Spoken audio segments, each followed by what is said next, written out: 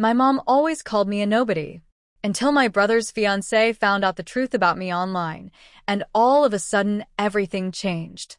They said I was nothing, a nobody with a hobby. But the truth? It took my brother's fiancé, a single Google search, to shatter their perfect illusion and reveal the woman I truly was. This isn't just about a family dinner. It's about a lifetime of feeling invisible and the explosive moment it all came crashing down. Hi, I'm Alice Hayes, 32 years old, and I was sitting at my parents' massive mahogany dining table. It was supposed to be a joyous, celebratory dinner, but for me, it was just another evening spent as the forgotten daughter, the one who never quite measured up. She's just a nobody with some office job.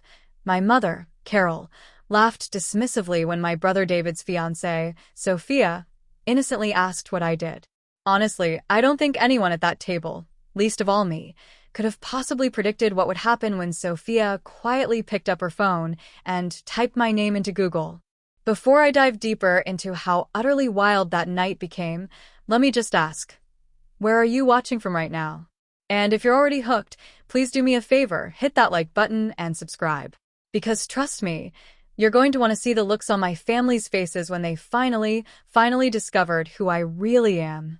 I grew up in Westlake, Ohio, a picture-perfect suburban neighborhood where appearances were everything. Status wasn't just measured, it was flaunted by the size of your house, the car you drove, and of course, the colleges your kids got into. Our two-story colonial, with its manicured lawn and seasonal wreaths, was the perfect backdrop for the ideal family my mother, Carol, wanted everyone to see. But inside those pristine walls, the family dynamic was painfully clear. My mother, with her perfectly coiffed blonde hair and country club membership, meticulously orchestrated our lives. Everything revolved around image, achievement, and what the neighbors thought. My father, Robert, an accountant at a respectable firm, was kind in his own quiet way, but he always deferred to my mother in all family matters. He was the epitome of passive, always choosing peace over confrontation, even if it meant my feelings got trampled in the process. Then there was my brother, David, 3 years older, and the undisputed star of our universe. From his first Little League home run to his high school valedictorian speech, David could do no wrong. His room was a shrine of achievement, gleaming sports trophies, academic medals, framed acceptance letters from top universities. My parents attended every single baseball game, every debate tournament, every awards ceremony. They'd beam from the front row, snapping endless photos, bragging to anyone who would listen.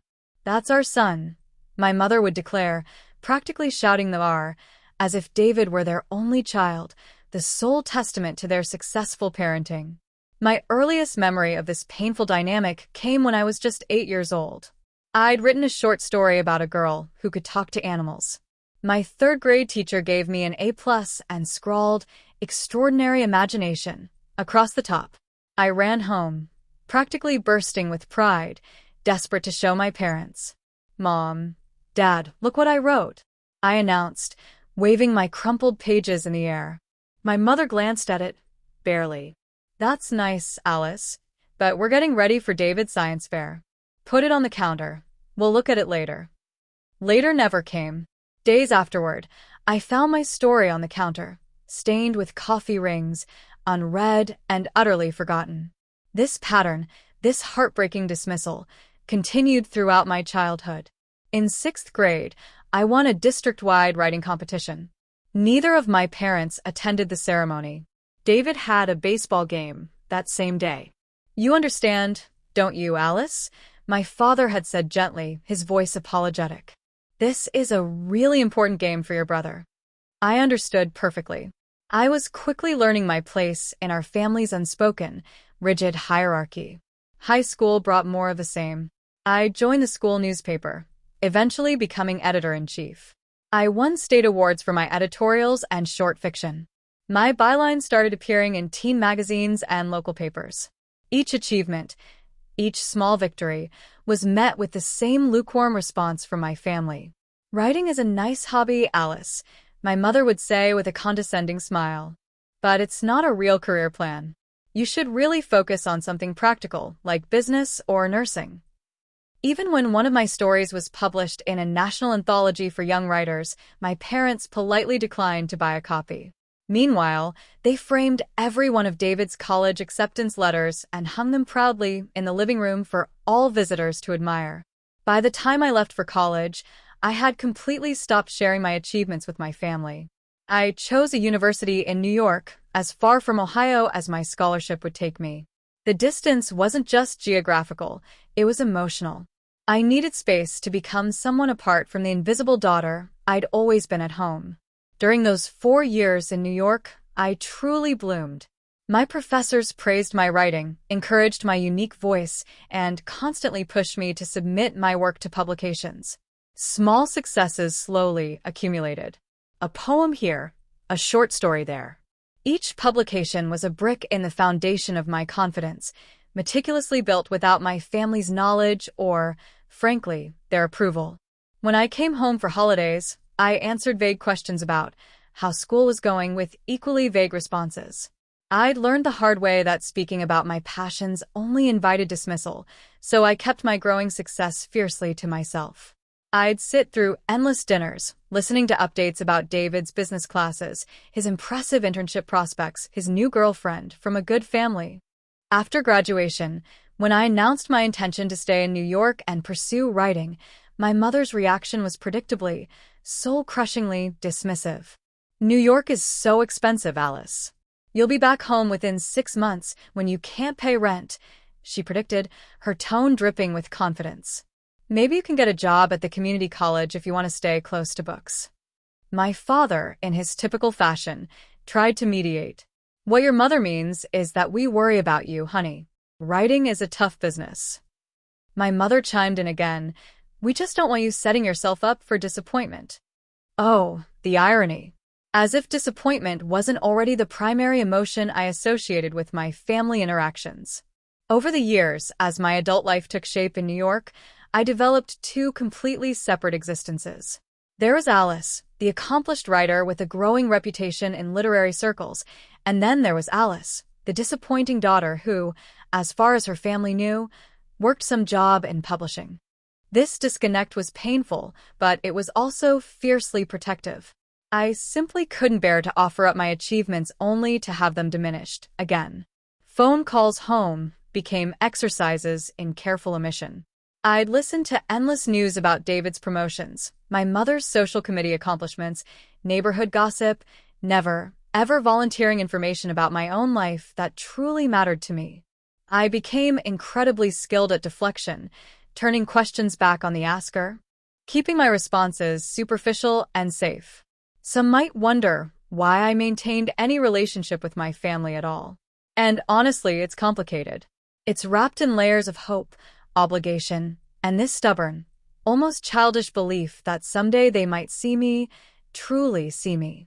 Despite everything, they were my family, and a small, vulnerable part of me still longed for their approval, even as the adult in me recognized how utterly unlikely that was. So, I continued my twice-yearly visits home, steeling myself each time for the familiar feeling of fading into the background, of being overlooked and underestimated. I became the family ghost, present but not quite real in their eyes. And I learned to find validation elsewhere, meticulously building a life rich with meaningful friendships and professional respect that my family knew absolutely nothing about. When I moved to New York after college, I carried little more than 2 suitcases, my old laptop, and a determined, almost desperate optimism. My mother's prediction about me failing within 6 months hung over me like a gauntlet thrown down, a challenge I was hell-bent on overcoming. I was prepared for a struggle, but the reality of breaking into the publishing industry in New York was even harder than I'd anticipated. I found a tiny apartment in Brooklyn that I shared with 2 other aspiring creatives. My first job was as a barista at a coffee shop near Union Square, working grueling morning shifts, so I could use my afternoons to drop off applications at publishing houses and literary agencies.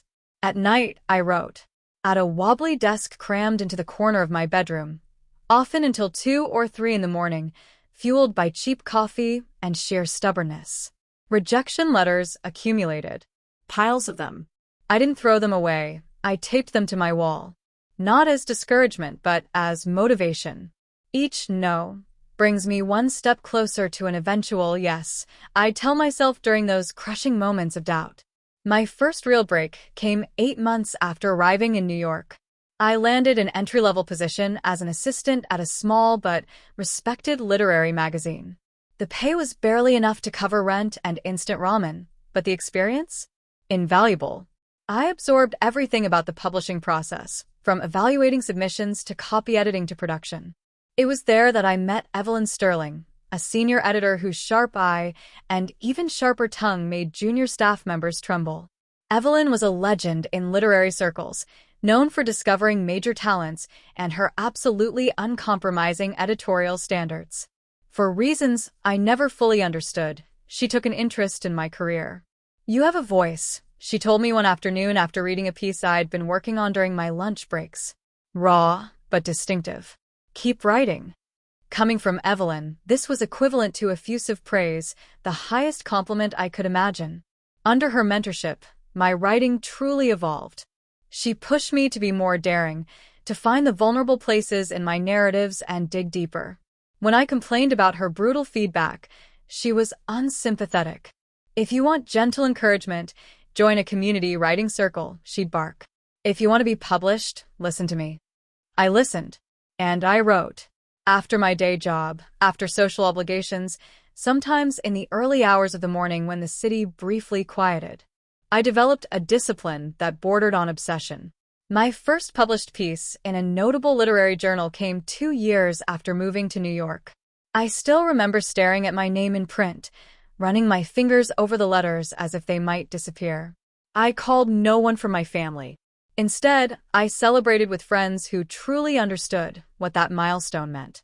From there, momentum built gradually. My byline appeared in increasingly prestigious publications. Editors began to recognize my name in submission piles. Literary agents started reaching out, asking if I was working on a book. I was.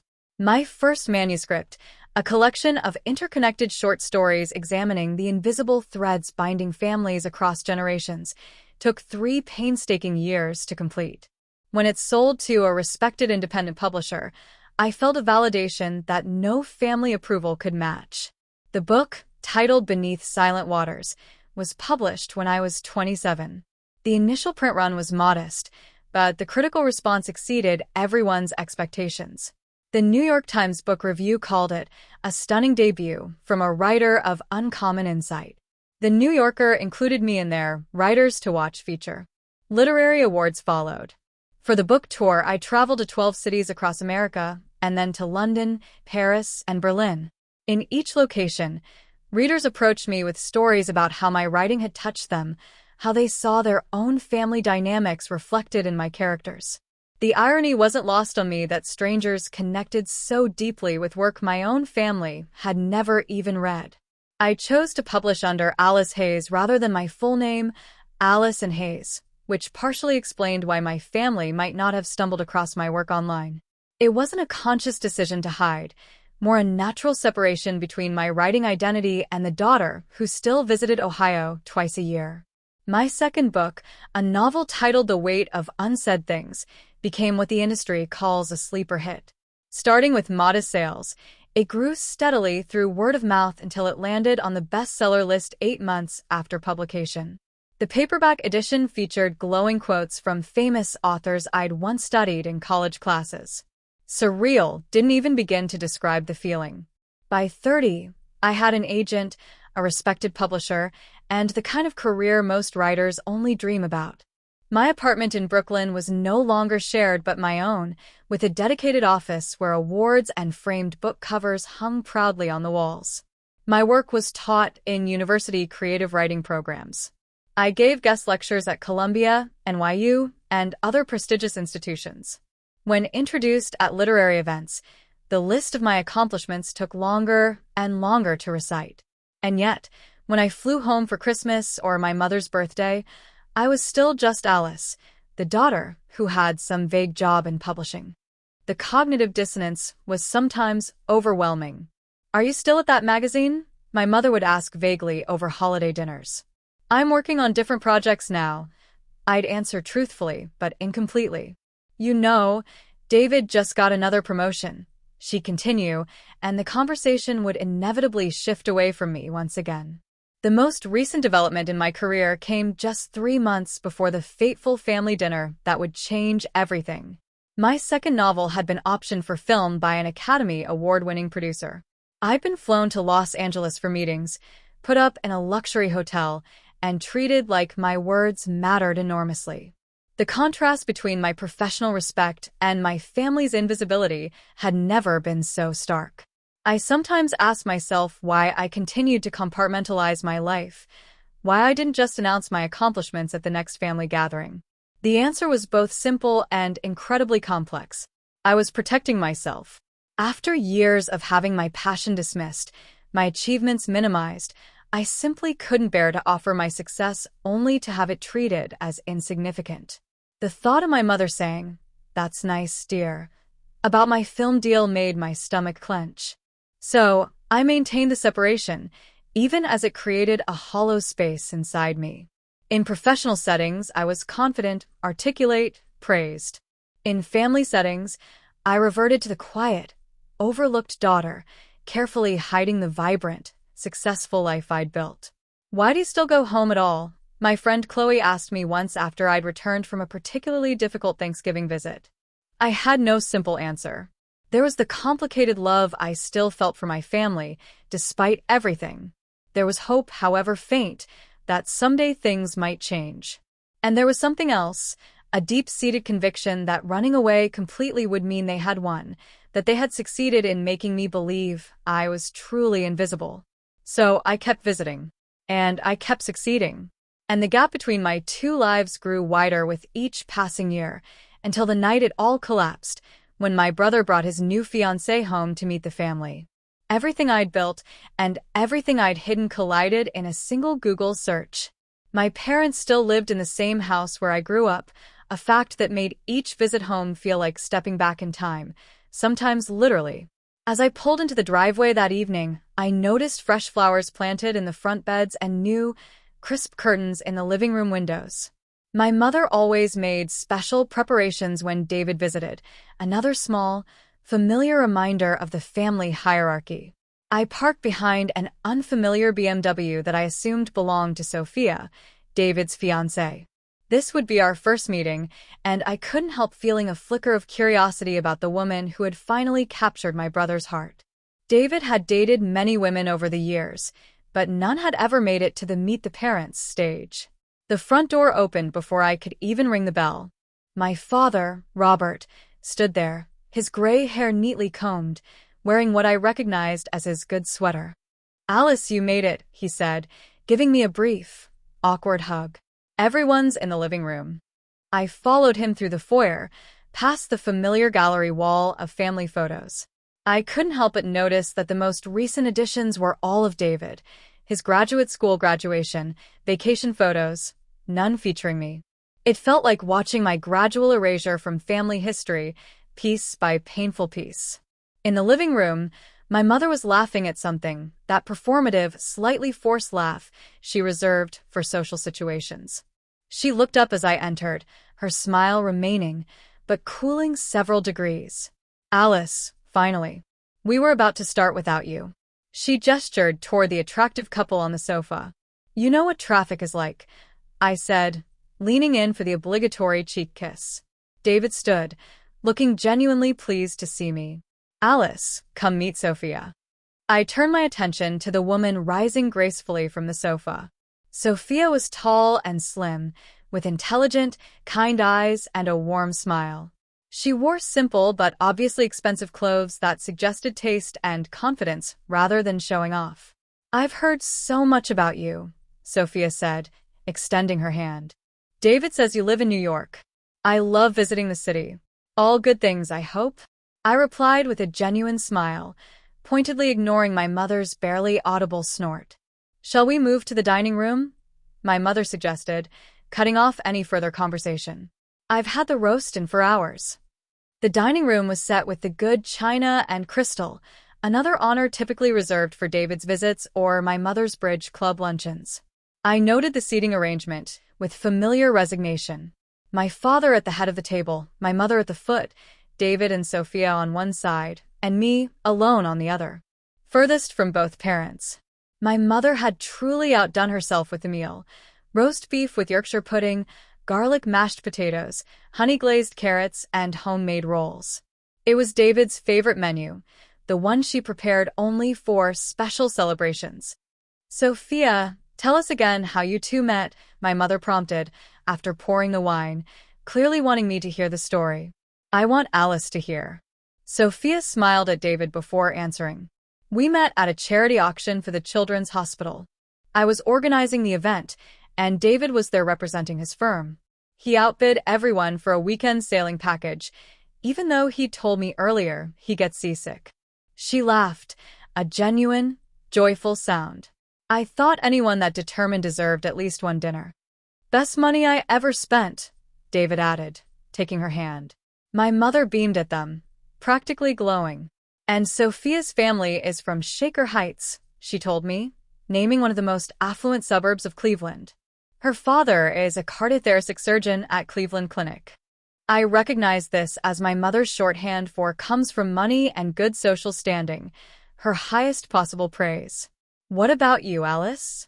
Sophia asked, turning her attention to me, a flicker of genuine interest in her eyes. David mentioned you work in publishing in New York. That sounds fascinating. Before I could even open my mouth, my mother jumped in. Alice does something with books. A small press or magazine, isn't it, dear? I opened my mouth to respond, but she barreled on. Nothing like David's position, of course. He just made partner at 35, youngest in the firm's history. It's a publishing house, I said quietly, trying to inject some clarity. I work with authors on their books. That must be so interesting. Sophia persisted, clearly trying to be polite. What kind of books do you work on, exactly? My mother interrupted again, oblivious to Sophia's effort. Alice's always liked to read. Remember that summer you barely left your room, always with your nose in a book? She laughed and turned to Sophia. We had to practically force her to go outside and get some sun. The conversation quickly shifted to wedding plans. Sophia and David were considering a June ceremony the following year, possibly at her parents' country club. My mother was absolutely delighted, already discussing flower arrangements and menu options. I ate quietly, occasionally nodding or offering brief comments when directly addressed. This was familiar territory, being present, but not really included, the perpetual background character in the David show. Jessica, however, kept trying to draw me into the conversation. We're still figuring out the bridal party, she said, looking directly at me. But I'd love it if you'd be one of my bridesmaids, Alice. I don't have sisters, and it would mean a lot to me. I was genuinely surprised by the offer. I'd be honored, I said, touched by her thoughtful inclusion. That's if Alice can take time away from her important job, my mother commented, with a thin, brittle smile. New York publishing is so demanding, apparently. David shot our mother a look. Mom, come on. Sophia, perhaps sensing the rising tension, tried to redirect. What are you working on currently, Alice? Any books we should look out for? This was it. The opening. The one I'd both longed for and dreaded for years. I could tell them about my recent successes, the film option, the awards. I could finally claim my accomplishments in this house where I'd been diminished for so long. But years of conditioning kicked in. I shrugged slightly. Just the usual projects. Nothing special. My mother seized the moment. She's just a nobody with some office job. She laughed, a dismissive, cutting sound. Not everyone can be as ambitious as you and David. The table fell silent. My father studied his plate, a familiar avoidance tactic. David looked incredibly uncomfortable. I felt the familiar sting, but this time it was sharper, delivered in front of someone new, someone who actually seemed to care. Sophia's brow furrowed slightly. She looked at me with curiosity, then discreetly reached for her phone beneath the table. The wedding venue has a 6-month waiting list, my mother continued, oblivious to the awkwardness she created. But Sophia's mother knows the event's coordinator. As she spoke, I noticed Sophia looking down at her phone, her expression subtly changing from curiosity to surprise, then to something like wide-eyed amazement. She glanced up at me, then back at her phone, scrolling with increasing interest. I had no idea what she was reading, but a cold dread, mixed with a strange exhilaration, told me our carefully separated worlds were about to collide. The dinner conversation continued its awkward path around me, my mother dominating with endless wedding talk, while my father occasionally offered a quiet nod of agreement. David contributed details about the honeymoon they were planning in Italy. I responded when necessary, but my attention was increasingly drawn to Sophia, who continued to scroll through something on her phone, her eyes widening occasionally. "We're thinking 4 or 5 tiers for the cake," my mother was saying, her voice a little too loud. Nothing too ostentatious, but befitting David's position at the firm. Sophia looked up from her phone suddenly, her gaze fixing on me with an intensity that made me shift in my seat. "Excuse me," she said, interrupting my mother mid-sentence about cake flavors. "I hope this isn't rude, but I have to ask." She turned to me, phone still in hand. "Alice, are you the Alice Hayes? The author?" The question hung in the air, heavy and electrifying. For pairs of eyes snapped to me. The silence was deafening. "What are you talking about?" my mother asked, her face contorted in confusion. Sophia held up her phone, displaying what I instantly recognized as my author page on the Penguin Random House website. Alice Hayes, author of Beneath Silent Waters and the Weight of Unsaid Things, she read aloud, her voice trembling slightly with excitement. Winner of the National Book Critics Circle Award and the Penn Faulkner Award. She looked up at me, her eyes bright. "That's you, isn't it?" The photo matches. My heart pounded like a drum. The moment I'd both feared and secretly fantasized about for years was happening, and I felt completely, utterly unprepared. "Let me see that," David said, leaning towards Sophia's phone, his eyes wide. He scrolled through whatever was on the screen. "Holy cow," he whispered, looking up at me, truly seeing me for the first time. "Alice, is this really you?" My father had gone completely still, his fork suspended halfway to his mouth. My mother reached across the table and practically snatched the phone from Sophia's hand. "This has to be some kind of mistake," she said, but her voice lacked conviction as she stared at the screen. "Some other Alice Hayes." "No mistake," Sophia said, taking her phone back and continuing to read, almost apologetically. "Alice Hayes's writing has been compared to Joan Didion and Alice Munro. Her debut collection of short stories was described by the New York Times as breathtakingly assured, and her novel spent 18 weeks on the bestseller list." She looked up at me with genuine, unadulterated admiration. "I can't believe this. I actually read your book last year for my book club. It was incredible." My mother's face had drained of all color. My father was now leaning towards Sophia, trying to get another glimpse of the phone. "There's more," Sophia continued, clearly unaware of the family drama she was inadvertently exposing. "It says here, your novel has been optioned for film by Paramount, with production scheduled to begin next year." She scrolled further. "And you were just featured in the New Yorker's 40 Under 40 list of influential artists." David was staring at me like he'd never seen me before, his mouth slightly agape. "Why didn't you tell us any of this?" he asked, his voice a mixture of confusion and what sounded like genuine hurt. I took a deep breath, trying to steady myself. This was it, the precise moment when my two separate lives collapsed into one. "I did try," I said quietly, my voice surprisingly steady. "Many times." My mother shook her head, a denial forming on her lips. "That's ridiculous. You never mentioned being a famous author. We would have remembered something like that." "Actually, I did," I replied, my voice gaining strength. "When my first story was published in The Atlantic, I called home and told you. You said, 'That's nice,' and changed the subject to David's new car." My father frowned, seemingly searching his memory. My mother's lips pressed into a thin, white line. "When my book was published," I continued, "I sent you both signed copies. Did you ever open the package or read the card I included?" My father looked genuinely confused. I don't recall any package. It came right before Christmas 3 years ago, I said, a bitter truth rising in my throat. Mom said it was probably just work stuff and put it in the guest room. I saw it there, unopened, when I visited that year. Sophia was looking increasingly uncomfortable, suddenly acutely aware of the raw family dynamic she had inadvertently exposed. David kept glancing between me and our parents, as if trying to reconcile the sister he thought he knew with the accomplished author on Sophia's phone. Well, you should have made it clear it was important, my mother said defensively, trying to claw back some control. You know how busy things get around the holidays. Sophia cleared her throat gently. Your books are really quite remarkable, Alice.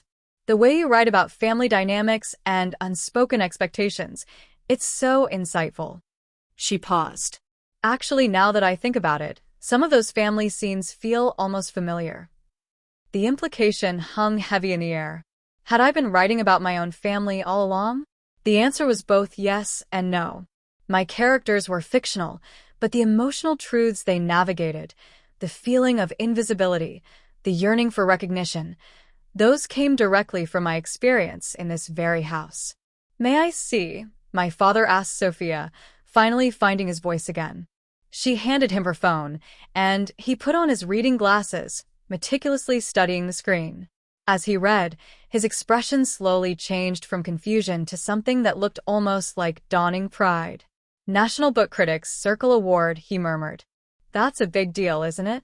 It's one of the most prestigious literary awards in America, Sophia confirmed softly. My mother was still struggling to process this new, inconvenient reality. If you're so successful, she said, a note of sharp skepticism in her voice. Why do you still live in that tiny apartment in Brooklyn? Why don't you drive a better car? It was such a typical response, measuring success by material possessions rather than achievement or fulfillment, that I almost laughed. My apartment isn't tiny, Mom. It's a 2-bedroom in Park Slope with a dedicated office where I write. And I take the subway because parking in New York is a nightmare, not because I can't afford a car. There's a whole Wikipedia page, Sophia added, apparently oblivious to the rising tension as she continued scrolling. And look, here's a video of Alice accepting her Penn Faulkner Award. She turned her phone around to show a clip of me on stage in a black evening gown, thanking the committee and my publisher. The surreal quality of the moment intensified. My family, watching a video of me accepting a major literary award, while sitting at the very dinner table where I'd been dismissed as just a nobody minutes earlier. The realization that I was not who they thought I was, had never been who they thought I was, seemed to hit each of them differently. My father looked bewildered, but impressed. David seemed shocked, but also incredibly curious. And my mother looked like her entire worldview was being challenged, her expression cycling through disbelief, confusion, and something that might have been profound embarrassment. All this time, David said slowly, his voice laced with wonder. While we thought you were just... He trailed off, perhaps realizing there was no good way to finish that sentence. Just a nobody. I supplied, repeating my mother's words from earlier, the bitterness almost palpable. Yes. All this time. The dinner, which had been meticulously planned to celebrate David and Sophia's engagement, had transformed into something entirely different. The balance of power had irrevocably shifted, and none of us quite knew how to proceed. Sophia, perhaps sensing the rising tension, attempted to lighten the mood.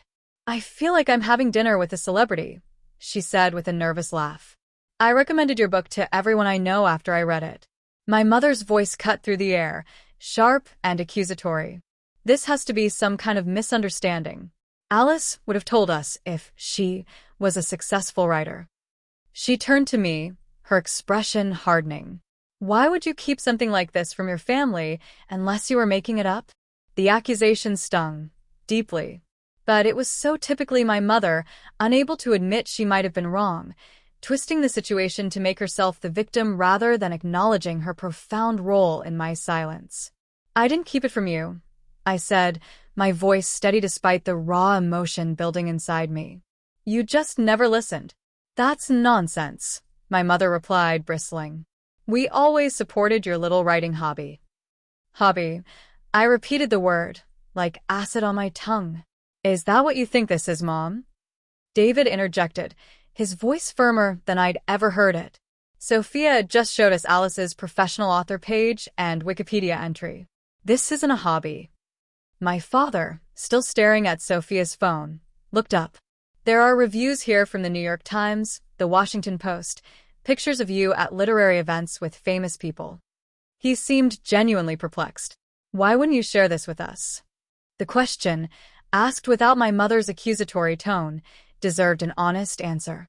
I did try to share it with you, I said, meeting his gaze. When I got my first book deal, I called home, ecstatic. Mom answered and said she couldn't talk because she was on her way to David's softball game. She said she'd call back, but never did. My father frowned, glancing at my mother, who pointedly avoided his eyes. When my first book was published, I continued, I sent you both signed copies with a note about how much it would mean to have your support at my New York launch event. You never responded. I checked airline prices, hoping you might come. But you didn't even acknowledge receiving the books. We were probably busy, my mother said defensively, her voice tight. You can't expect us to drop everything for her. For what, Mom? I interrupted, years of suppressed feelings finally breaking free, a dam collapsing. For your daughter's greatest achievement? Because that's exactly what you did for David, every single time. You never missed a single one of his games or ceremonies or celebrations. Not one. David shifted uncomfortably in his seat. Sophia placed a hand on his arm, her expression sympathetic. When I won my first major award, I continued, my voice now trembling slightly. I called home from the hotel right after the ceremony, still wearing my formal dress. Dad, you answered and said Mom was asleep and you were watching a game. You said to call back tomorrow. When I did, neither of you picked up. My father's face flushed with what looked like profound shame. I didn't realize. I didn't know it was important. How could you not? The question burst from me, raw with more emotion than I'd intended. How could my own parents not know or care about the most significant moments of my career? Did you ever once Google my name?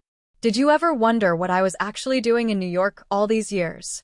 My mother's lips thinned. You always were dramatic, Alice. If your writing was really so successful, why wouldn't you make sure we knew about it? Because every time I tried, you changed the subject to David. I replied, my voice breaking slightly. Every single time. After a while, I stopped trying.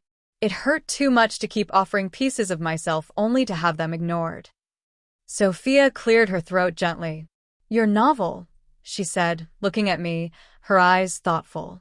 The one about the youngest daughter, whose art is discovered after she leaves home. Was that autobiographical? Before I could answer, my mother cut in, her voice shrill with indignation. Are you saying you wrote stories about us, about family business? How could you do something so cruel? I write fiction. I interrupted firmly, my voice unwavering. My characters are not you, but the emotional truth of feeling invisible in your own family? Yes, I drew on that experience. David was looking increasingly uncomfortable, almost bewildered. I had no idea you felt this way, he said quietly. You never said anything. Would you have listened if I had? I asked not unkindly. You were busy being the golden child, David. That wasn't your fault, but it was our reality.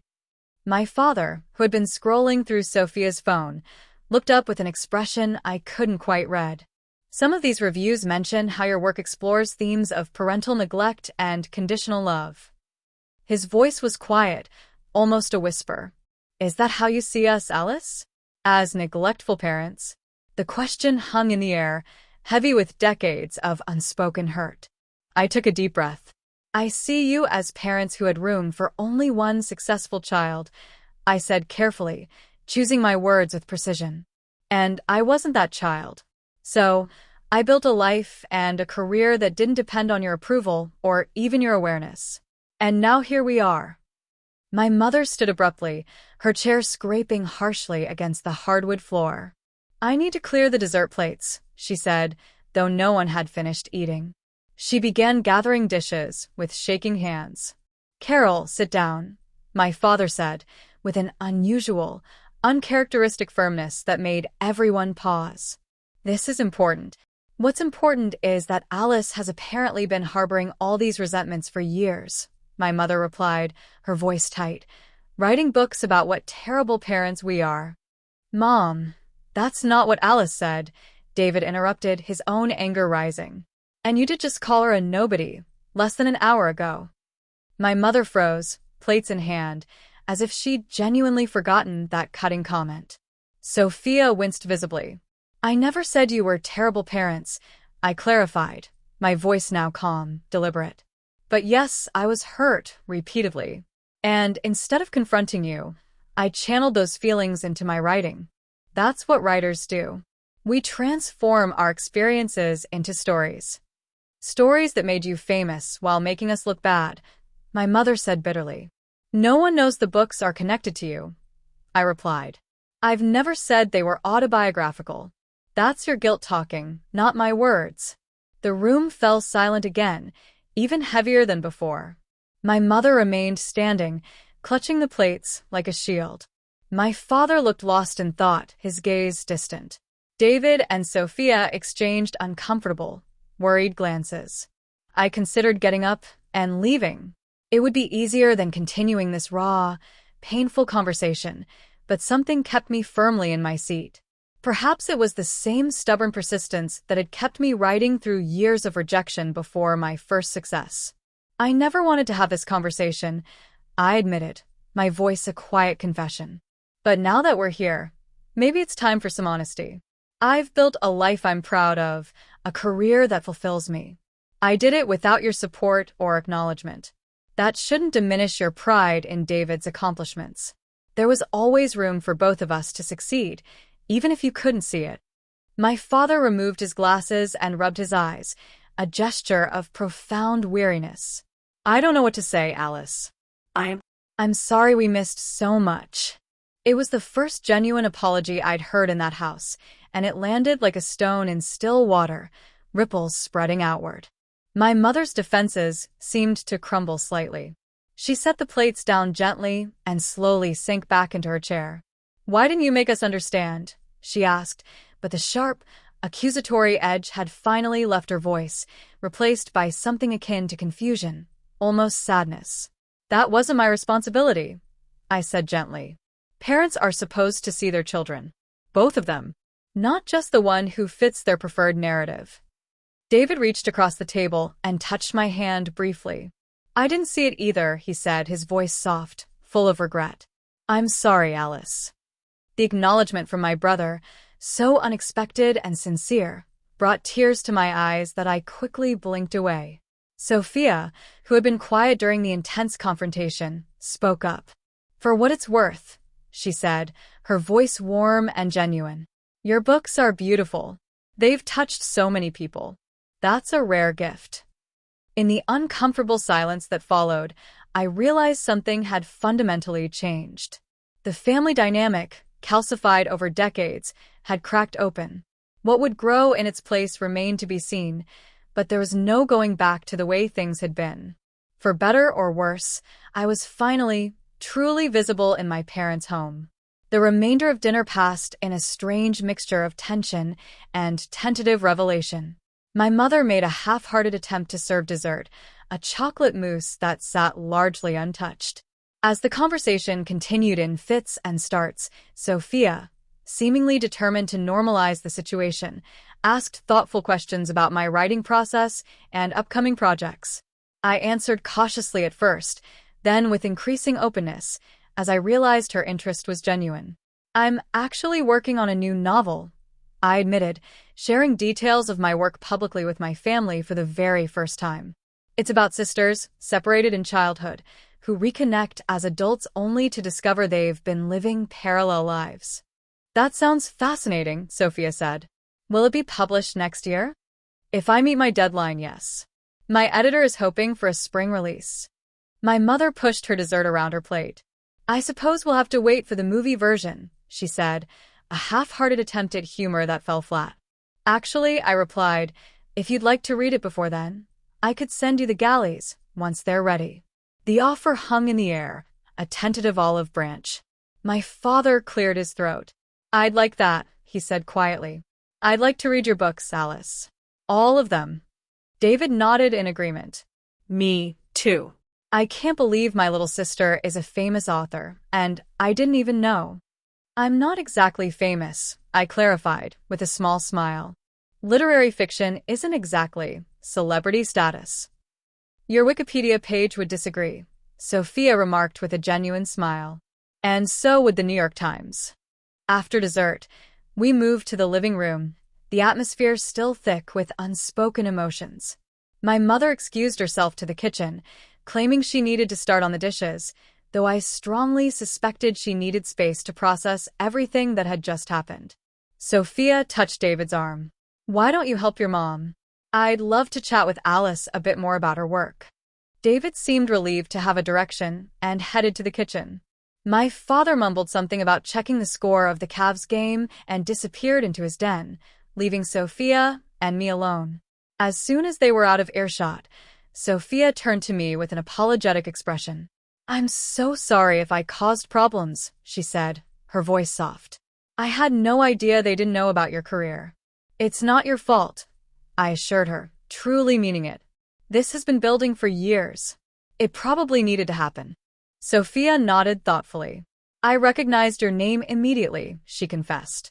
When David mentioned his sister Alice was a writer in New York, I wondered if it might be you, but when I got here and no one mentioned your books, I thought I must be mistaken. So, the Google search at dinner was deliberate, she admitted, looking a little sheepish. When your mom made that comment about you being a nobody, I just couldn't believe it. I knew I'd read your work. I thought maybe showing them would. She trailed off, looking uncertain. Force them to acknowledge me, I suggested, finishing her sentence. She nodded, looking slightly embarrassed. Was that terrible of me? I considered the question. No, I finally said, a slow smile spreading across my face. No, Sophia. Maybe it needed to come from someone outside the family. They might never have believed me. We were interrupted by David's return from the kitchen. He sat beside Sophia, looking at me with new, changed eyes. Mom's upset, he reported, his voice quiet. Dad's talking to her in the kitchen now. I'm sorry about that, I said, meaning it. Despite everything, I hadn't wanted to hurt them. David shook his head. Don't apologize, Alice. I'm the one who should be sorry. I never realized. He paused, struggling with his words. I never saw how they treated you differently. I was so caught up in my own stuff. You were a kid, too, David. I reminded him gently. It wasn't your responsibility to fix our parents' behavior. Still, he insisted, a cloud of regret in his eyes. I should have noticed. All those award ceremonies and publications you mentioned, I never even asked what you were doing in New York all these years. Not really. Sophia squeezed his hand supportively. The thing is, David continued, his voice a surprising revelation, I always thought you were the lucky one.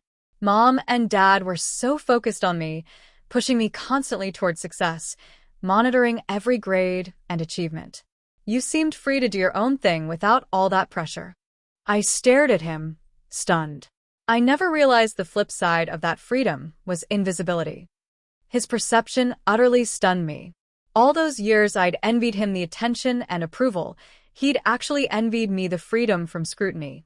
It was a perspective I'd never, ever considered. Maybe we can start over, he suggested, his gaze earnest. As adults, I want to know about your life, Alice. Your real life, not the sanitized version you've been sharing at holidays. The offer touched me deeply, genuinely. I'd like that, I said simply. My father appeared in the doorway, looking older, more vulnerable than he had at dinner. Your mother needs some time, he said softly. This has been a lot to process. He sat heavily in his armchair, the same seat he'd occupied throughout my entire childhood. I've been looking through your author page on my phone, he admitted, holding it up. The reviews, the awards. I had no idea, Alice. No idea at all.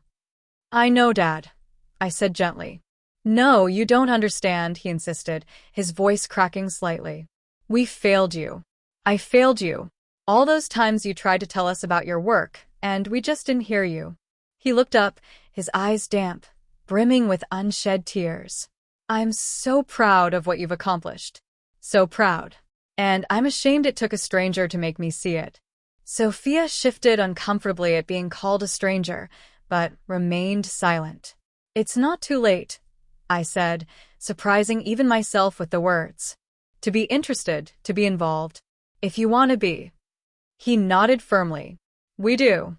Your mother too, even if she can't say it yet." The evening ended earlier than planned. The emotional revelations had exhausted everyone. As I prepared to leave, Sophia hugged me warmly. "This wasn't the dinner I expected," she said with a rueful smile. "But I'm glad I finally got to meet the real Alice Hayes. I'm a genuine fan of your work." David hugged me too, longer than usual, a real, heartfelt embrace. "This doesn't fix everything," he said quietly, his voice in my ear. "But it's a start, right?" I nodded, unable to trust my voice. My father walked me to the door. "Will you come back for Sunday dinner next week?" he asked, his voice hopeful. "I'll have read your first book by then. We could talk about it." The invitation, so simple yet so incredibly meaningful, brought unexpected tears to my eyes. "I'll be there," I promised. My mother remained in the kitchen, not emerging to say goodbye. I understood she needed time, that her world had been challenged in a fundamental way. Change wouldn't happen overnight. As I drove back to my hotel, I felt lighter somehow, as if a monumental weight I'd carried for decades had finally begun to shift. My two separate lives had collided. And while the crash had been painful, perhaps something new, something more authentic and real, could emerge from the wreckage. For the first time in years, I allowed myself to hope that my next visit home might actually be different. That I might finally be seen, truly seen, by the people who had shaped me, for better or worse. It wasn't forgiveness. Not yet. But it was a beginning. 3 months after that dinner that changed everything, a package arrived at my Brooklyn apartment. The return address was my parents' home in Ohio. I opened it with curious fingers to find my books. Not the copies I'd sent years ago, but new ones, recently purchased. Inside the cover of Beneath Silent Waters was a note in my father's precise handwriting. "Alice, I've read this twice now. The first time to know the story, the second time to hear your voice in it. I'm sorry it took me so long to listen. Your words are beautiful. They matter. You matter. Love, Dad." I traced his handwriting with my fingertip, feeling the indentations on the page, a profound lump in my throat. In the 3 months since Sophia had Googled my name at that dinner table, small, almost imperceptible changes had accumulated like snowflakes, gradually transforming the barren landscape of my family relationships. My phone rang, interrupting my thoughts. David's name appeared on the screen. "Hey, did Dad's package arrive?" he asked when I answered. "Just opened it," I confirmed, a soft smile on my face. "It's unexpected. He ordered your books the day after that dinner," David said. "Mom, too, though she's less vocal about it." Our conversations had changed so much since that night. We spoke weekly now, longer talks that went beyond superficial pleasantries. David had become genuinely interested in my life and work, asking thoughtful questions about my writing process and upcoming projects. "How's the new book coming?" he asked now. "Just finished the second draft," I told him. "My editor thinks it's the strongest thing I've written." "That's great, Alice. Really great." He paused. "Actually, that's partly why I'm calling. Sophia and I were wondering if you'd consider doing a reading at our engagement party next month? From your work. I mean, something that matters to you." The invitation completely stunned me. "Are you sure?" I asked, a little breathlessly. "It's your celebration. I don't want to take focus from us." David laughed, a sound full of genuine pride. "Alice, my sister, is a celebrated author. I'm proud of that. I want our friends and family to know who you really are, not the version we all pretended you were for so many years." His words touched me so deeply, stirring emotions I hadn't known were still accessible. "Then yes," I said simply. "I'd be honored." "Great. "And one more thing. Mom's been rearranging the seating chart for the dinner. She wants you at the main table with us and Sophia's parents."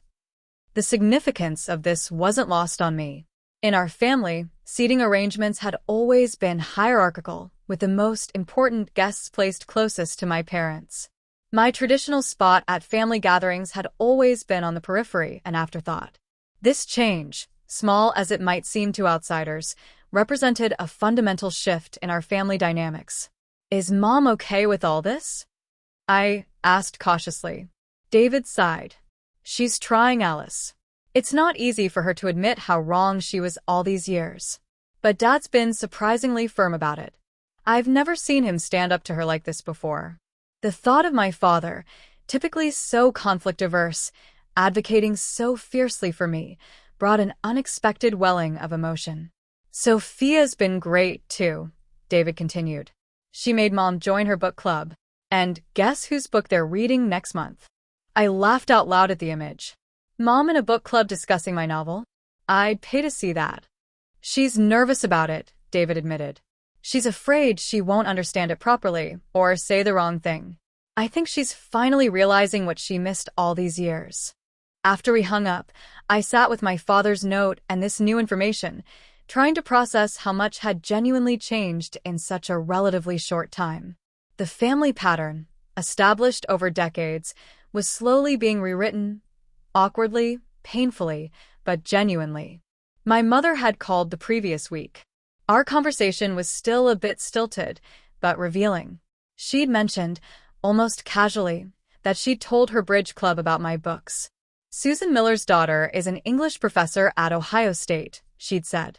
She's apparently assigned your novel in her contemporary literature course. Susan was quite impressed when I mentioned you were my daughter. The pride in her voice, however reluctant, was new, a fragile flower blooming in barren soil. She was discovering, perhaps for the first time, that my achievements could reflect positively on her, just as David's always had. It wasn't the pure, unconditional recognition I might have wished for, but it was undeniable progress.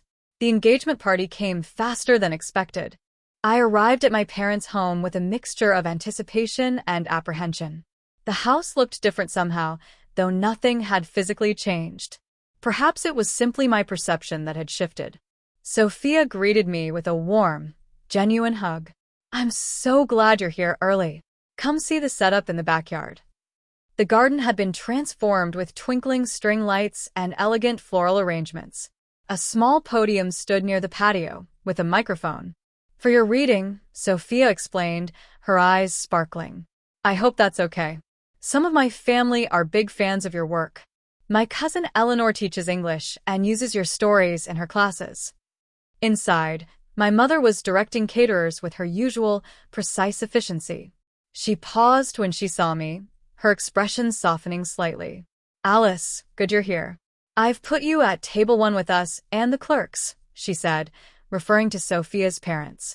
And I've told the bartender to have champagne ready for after your reading. Such consideration from her was truly unprecedented. Thanks, Mom, I said simply, not wanting to make too much of it and risk her retreating into her old ways. Your hair looks nice, she added awkwardly. The length suits you. It was a small compliment, almost clumsy, but from my mother, it felt monumental. My father emerged from his den, his face lighting up when he saw me. Alice. He embraced me with uncharacteristic enthusiasm, a warm, lingering hug. I finished your second book last week. The scene where the protagonist confronts her mentor at the awards ceremony, brilliant writing. We talked about the book for several minutes, a surreal experience in this house where my writing had been invisible for so long. My father had always been an avid reader, but now he was reading my words, engaging with my thoughts, seeing me through my work. As guests began to arrive, I observed a subtle but significant change. When my mother introduced me to her friends, she didn't just say, "This is Alice, our daughter." Instead, she said, "This is Alice, our daughter, the author." Her books have won several major awards, she'd add, her head held a little higher. The pride in her voice, however newfound, was unmistakable. She was learning late, but perhaps not too late, to see me clearly. David and Sophia circulated among guests, stopping often to include me in conversations, making sure I wasn't relegated to the background, as had been the pattern at family gatherings throughout my life. When it came time for my reading, Sophia's father introduced me with genuine admiration, listing my accomplishments with the respect they deserved. I approached the podium feeling a complex mixture of emotions: vulnerability at sharing my work in this setting, immense pride in my accomplishments, and lingering, ghost-like traces of the insecure daughter I had been for so long. I had chosen a passage from my second novel, a scene where a character finally finds her voice after years of silence. As I read, I was acutely aware of my parents listening intently, perhaps hearing echoes of our own complicated, painful relationship in the fictional narrative. The applause afterward was enthusiastic. My mother, to my genuine surprise, even wiped tears from her eyes. Later, as the party wound down, she approached me where I stood chatting with Sophia's mother. "Your reading was beautiful," she said, her voice uncharacteristically soft, almost fragile. "I never knew you could write like that." "You never asked to know," I replied, not accusingly but simply stating a simple, hard truth. She nodded, acknowledging the point, a rare concession. "I'm asking now," she said. "Better late than never?" It was offered as a question, tentative and uncertain. The mother who had always been so confident, so sure of her opinions and judgments, was asking for a second chance. Better late than never. I agreed, a genuine, heartfelt smile on my face. Our relationship would never be perfect. Too much water had flowed under that particular bridge. But the current was changing direction, slowly but perceptibly. Where once there had been dismissal and invisibility, there was now recognition, however belated. As I drove back to New York the next day, a profound sense of peace settled over me. I reflected on the journey that had brought me to this point. The painful years of being overlooked had undeniably fueled my determination to succeed, to create work that demanded attention. The irony wasn't lost on me that my family's failure to see me had ultimately made me more visible to the world. I had never written for their approval or recognition. I had written because I had to, because the stories inside me demanded release. Yet, there was an undeniable satisfaction in finally being seen by the people who had shaped me, for better and worse. My phone dinged with a text from David. "Dad just ordered your books for his whole golf club. Mom's horrified about the inappropriate language they'll all read." I laughed out loud in my empty car, a joyous, cathartic sound. "Progress comes in strange forms," I texted back. Progress indeed. The invisible daughter had finally been seen. The nobody had become somebody, not because a Google search had revealed my accomplishments, but because I had persisted in believing my voice mattered, even when those who should have heard it first didn't listen. That persistence, more than any award or recognition, was the true measure of my success. So, what about you? Have you ever been underestimated by family or friends? How did you respond when they finally recognized your achievements? I'd love to hear your experiences in the comments below. Also, if you enjoyed this story, please hit that like button and subscribe to our channel for more real-life experiences. Don't forget to share this video with someone who might need a reminder that being overlooked doesn't define your worth. Thank you so much for listening, and remember, sometimes the people who see you clearly are the ones you least expect. Your voice matters always.